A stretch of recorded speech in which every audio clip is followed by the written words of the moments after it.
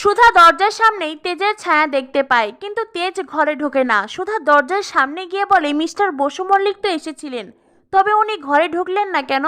উনি ঘরে ঢুকতে যেও কেন ঘরে ঢুকলেন না? তবে কি উনি আজ এই ঘরে আসবেন না?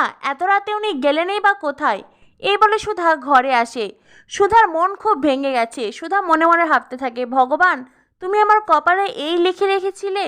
সেটাই তো, মিস্টার বসু মল্লিক আমাকে অগ্নির সাক্ষী রেখে বিয়ে করেছেন ঠিক, কিন্তু উনি তো মন থেকে আমাকে স্ত্রী হিসাবে মেনে নেননি। তবে আমি বিয়ের পর থেকে কেন এই সমস্ত নিয়ম পালন করছি? আর এই ঘরেই বা আমি কার জন্য অপেক্ষা করছি?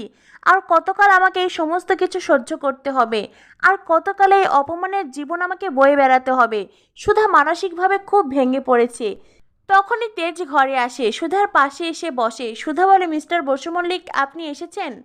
তেজ তখন নীরব। সুধা বলে, আপনি তো বিয়ের পর থেকে আমাকে মিথ্যাবাদী, প্রতারক ভাবছেন। আমি জানি আপনার মনে আমার প্রতি কোনো ভালোবাসা নেই, আছে শুধু রাগ, অভিমান আর ঘৃণা। তেজ বলে, কে বলেছে আপনাকে আমি এই ঘরে রাগ, অভিমান, ঘৃণা নিয়ে এসেছি? সুধা বলে, বিয়ের পর থেকে আমার তেমনটাই মনে হয়েছে। কিন্তু মিস্টার বসু মল্লিক, আপনার সঙ্গে তো আমার আগেও দেখা হয়েছিল। ব্যাঙ্গালোর থেকে আসার সময় ট্রেনে যখন গুন্ডারা আমাকে জোর করে নিয়ে যেতে চাইছিল, তখন তো অচেনা হয়েই আপনি আমাকে বাঁচিয়েছিলেন। আর সেই সময় আমার সিঁথিতে সিঁদুর, হাতে শাখা পলা সবই ছিল। তাহলে কেন বলছেন আপনি কিছুই জানতেন না? আমাদের তো আগেও দেখা হয়েছিল মিস্টার বসু মল্লিক, আপনি প্লিজ মনে করুন, মনে করার চেষ্টা করুন। তেজ তখন বলে, হ্যাঁ সুধা, আমার মনে পড়ে গেছে। সুধা, আমি আপনাকে শুধু শুধু ভুল বুঝেছি।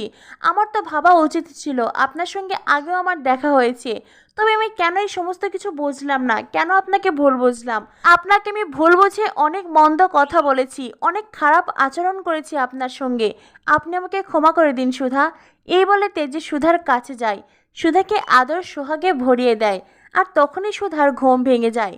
সুধা ঘুম থেকে লাফিয়ে উঠে দেখে তেজ কোথাও নেই। সুধা